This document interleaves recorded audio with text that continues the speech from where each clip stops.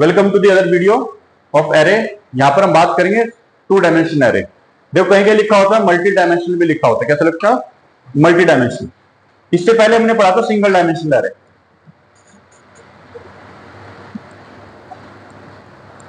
सो single dimensional array के अंदर क्या होता है, आपके पास जो एलिमेंट्स होते हैं आपके पास they are stored in a sequential manner.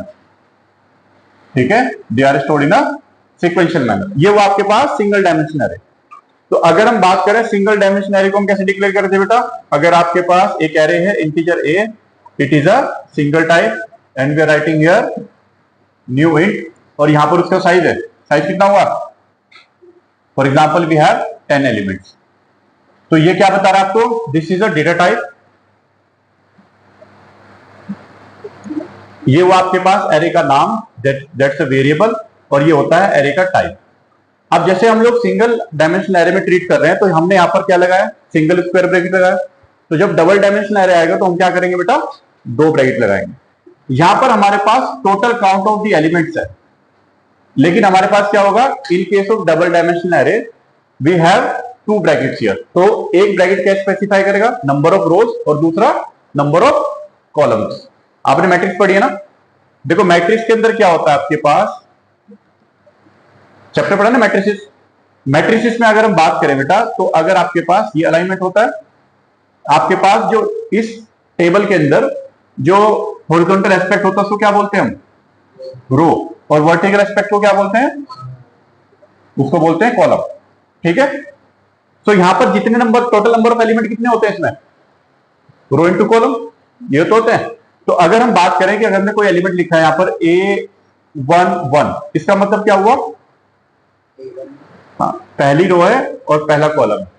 अगर हम यहां लिखते हैं A12, तो इसका मतलब क्या हुआ? ठीक है, if I am writing here A21 then we write A31। समझिए इस बात का मतलब? इसका मतलब हुआ A21 is the element of second row first element.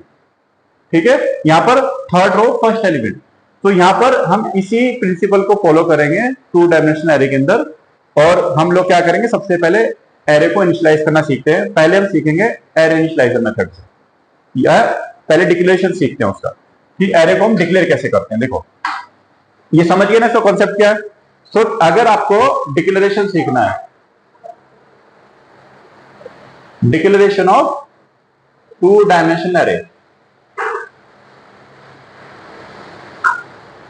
तो डिक्लेयर कैसे करेंगे? आपके पास इंटीजर है, ठीक है, तो this is a type, this is a array type, और यहां पर हम दो ब्रैकेट लगाएंगे। ये दो ब्रैकेट क्या सिग्निफाई करते हैं? Double dimensional array. उसके बाद लिखेंगे बेटा न्यू इंटीजर टाइप का एरे है, और यहां पर हमने लिखा दैट इज, उसके अंदर कितने रो है? 3, और कितने कॉलम है? 4। ये इसका डिक्लेरेशन है। तो बेसिकली नंबर आपको स्पेसिफाई करेगा नंबर ऑफ रो, और ये नंबर ऑफ कॉलम ये स्पेसिफाई करेगा। ये बात समझिए आप? ठीक है,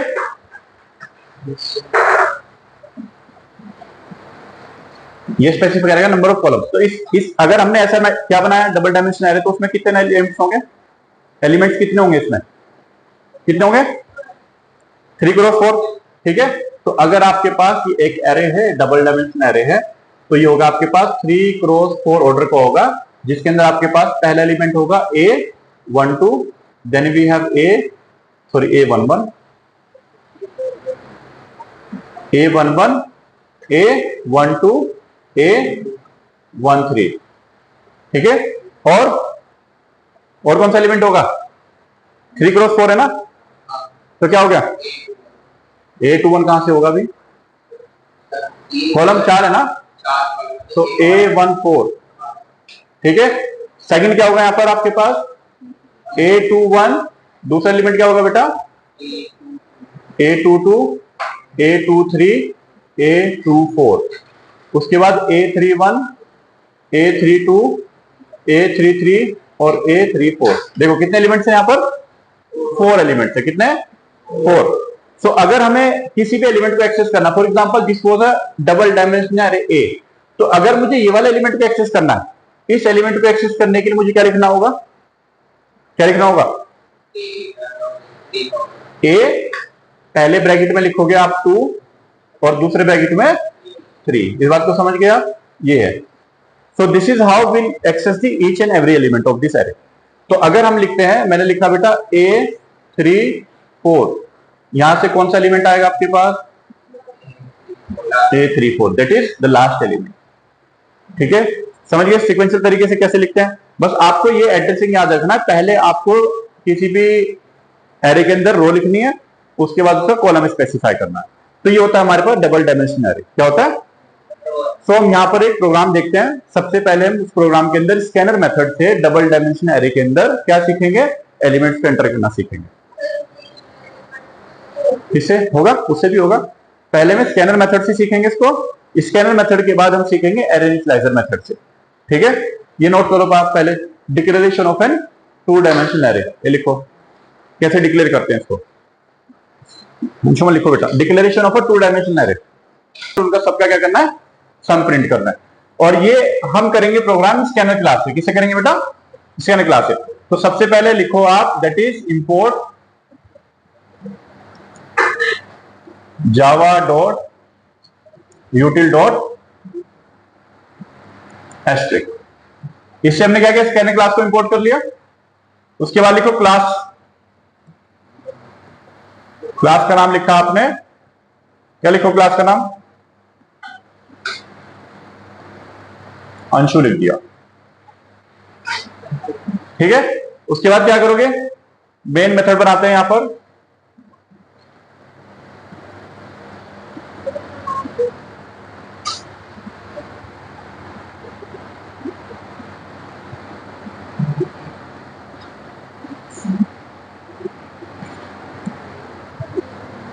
अब एरे को आप इनिशियलाइज करो। डबल डायमेंशनल एरे, एरे को इनिशियलाइज करते हैं।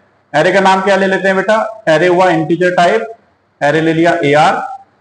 Then we have double dimensional declaration is equal to new integer and we have 3 rows and 3 columns here. तो कितने एलिमेंट्स होंगे इसके अंदर? 9 होंगे। कितने एलिमेंट्स होंगे? 9। Now make the object of the scanner class. Right here, scanner SC is equal to new scanner.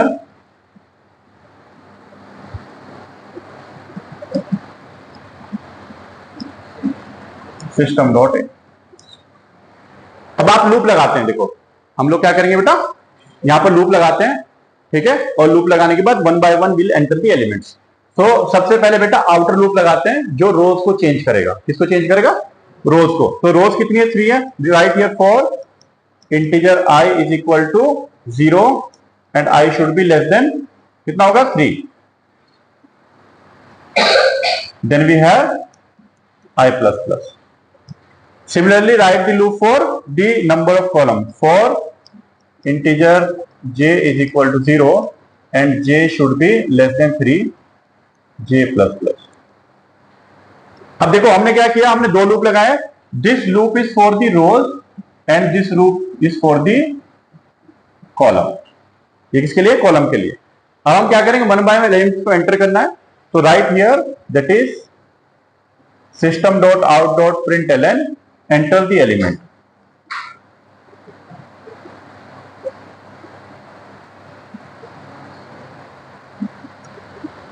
ये आपका मैसेज डिस्प्ले होगा।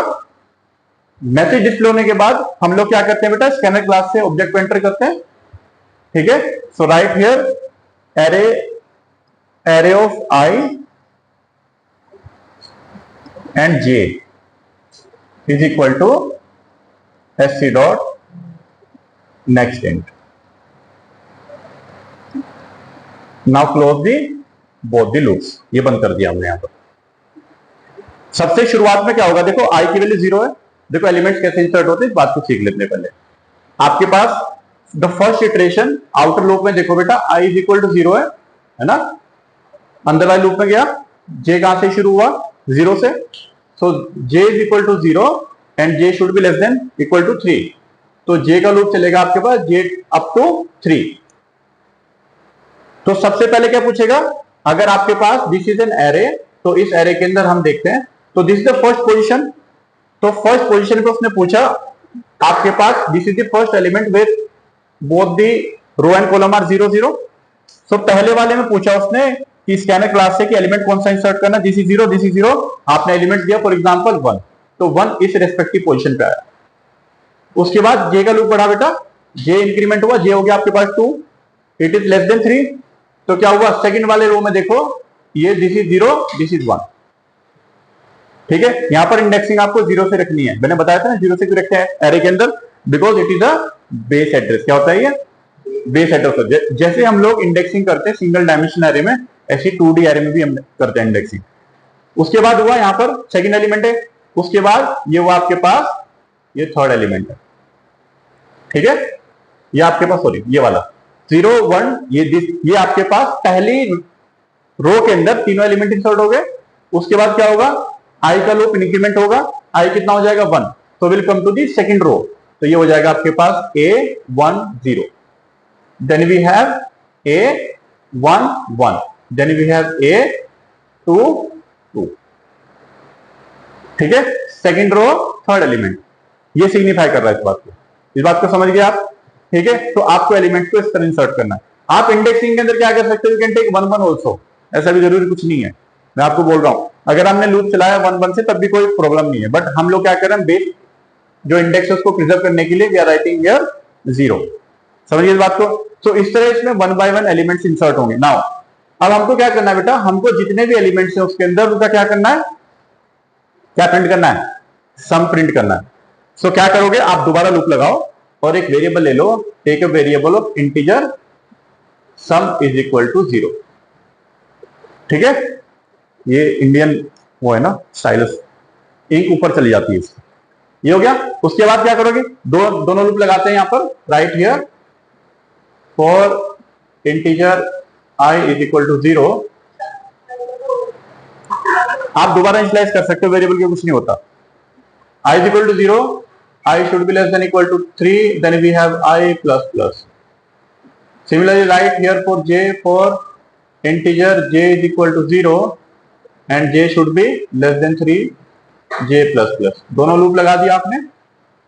Then write here sum is equal to sum plus क्या लिखेंगे यहाँ पर, that is a of I and j. सो इससे आपके पास क्या होगा, इससे 1 बाय 1 जितने भी एलिमेंट्स हैं वो आपके पास क्या होंगे, इन लूप से वो आ जाएंगे। फिर आप क्या करो, इटरेशन दोनों के दोनों लूप्स को बंद करो। बंद करने के बाद लूप के बाहर आए, right here the statement system dot out dot println and print the value सम।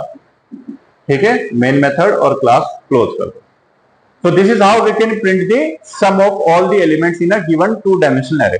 तो पहले हमने यहां पर सीखा है कि एलिमेंट्स को एंटर कैसे करते हैं, फिर दोबारा हमने लूप लगाया। लूप लगाने के बाद क्या किया, 1 बाय 1 एलिमेंट्स को हमने लिया और सम वेरिएबल के अंदर उनको अपडेट करते रहे उनका सम। और फिर लूप के बाहर आए बेटा, यहां पर हमने कर्ली ब्रेसेस बंद किया जे लूप का, यहां पर आई का, उसके बाद हमने यहां पर सम को प्रिंट कर दिया। इस बात को समझ गए, आसान है प्रोग्राम, मुश्किल नहीं कुछ भी। ठीक है, आप इसको नोट करो जरा, फिर अगला प्रोग्राम देखते हैं।